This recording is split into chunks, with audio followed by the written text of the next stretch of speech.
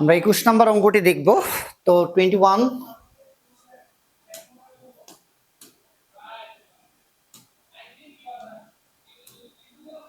তো 21-এ বলছে একটি অবতল দর্পণে 10 সেন্টিমিটার দূরে একটি বস্তুর জন্য। তো স্যার এইটা হইতেছে একটা ধরো অবতল দর্পণ, এই তো এইটা আমরা ধরে নিই মেরু, বলছে অবতল দর্পণ 10 সেন্টিমিটার দূরে একটা বস্তু।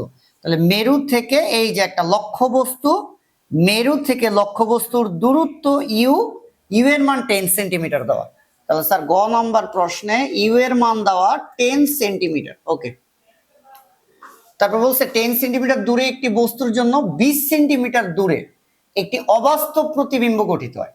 তার মানে লক্ষ্য বস্তু যদি 10 সেন্টিমিটার দূরে থাকে, ইউ এর মান 10 সেন্টিমিটার, ওরা বলতেছে এই বস্তুর জন্য 20 সেন্টিমিটার দূরে একটি অবাস্তব প্রতিবিম্ব গঠিত হয়।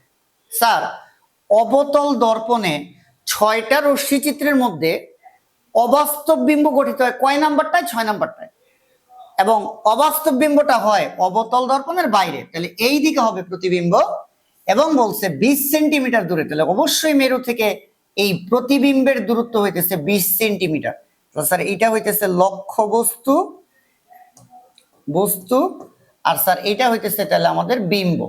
বুঝা গেছে কিনা কথা? আমি লেখাটারে দুইটা লাইনের একটা চিত্রের মাধ্যমে নিয়ে আসছি। স্যার এটা একটা অবতল দর্পণ, এই বলছে অবতল দর্পণে 10 সেন্টিমিটার দূরে, তাহলে এই যে দর্পণের মেরু থেকে লক্ষ্য বস্তু কয় সেন্টিমিটার? 10 সেন্টিমিটার।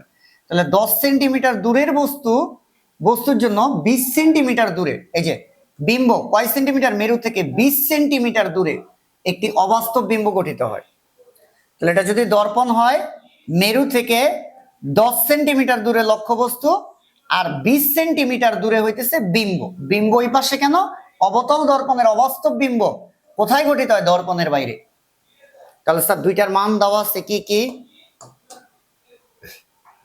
ইউ এর মান 10 আর ভি এর মান দেওয়া আছে হইতেছে 20। তো স্যার আমি -20 সেন্টিমিটার কেন দিলাম? স্যার বাস্তব প্রতিবিম্ব বললে ইউ এর ভি এর মান ধরতে হয় প্লাস, আর অবাস্তব প্রতিবিম্ব বললে ভি এর মান ধরতে হয় মাইনাস। বাস্তব বিম্বের জন্য ভি প্লাস, অবাস্তব বিম্বের জন্য ভি মাইনাস। তো এইখানে আমার বলছে যে অবাস্তব বিম্ব গঠিত হবে, এই কারণে ভিটা আমি -20 ধরছি। গতে বলছে দর্পণটির বক্রতার ব্যাসার্ধ আর এর মান নির্ণয় করতে। তো স্যার ইউ আর ভি থাকলে তো আমরা এফ পাই সূত্র দিয়ে 1/u প্লাস 1/v সমান 1/f।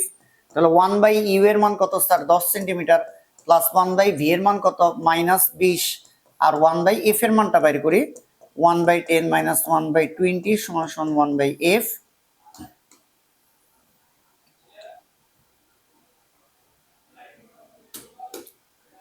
তো স্যার 1/f সমান 10 আর 20 20, দুই দিয়ে কাটলে 2 - 1, তাহলে 1/f সমান হয় স্যার 1/20।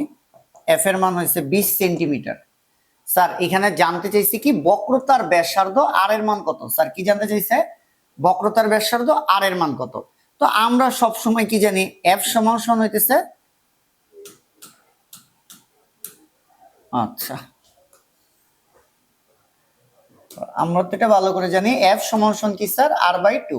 তাহলে আর সমান কি? 2 * f। তাহলে 2 * f এর মানই তো আমরা বের করলাম 20 সেন্টিমিটার। তাহলে আর যেটা কিনা বক্রতার ব্যাসার্ধ সেটা হচ্ছে 40 সেন্টিমিটার।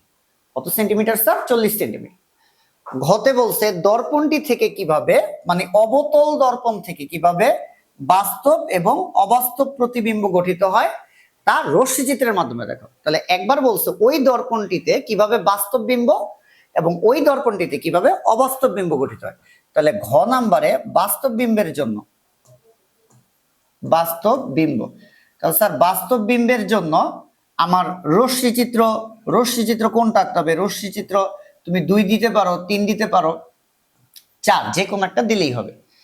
তাহলে এই বাস্তব হবে। আর অবাস্তব বিম্বের জন্য, অবাস্তব বিম্বের জন্য 6টা রশ্মি চিত্রের মধ্যে 6 নাম্বারটা দিতে হবে।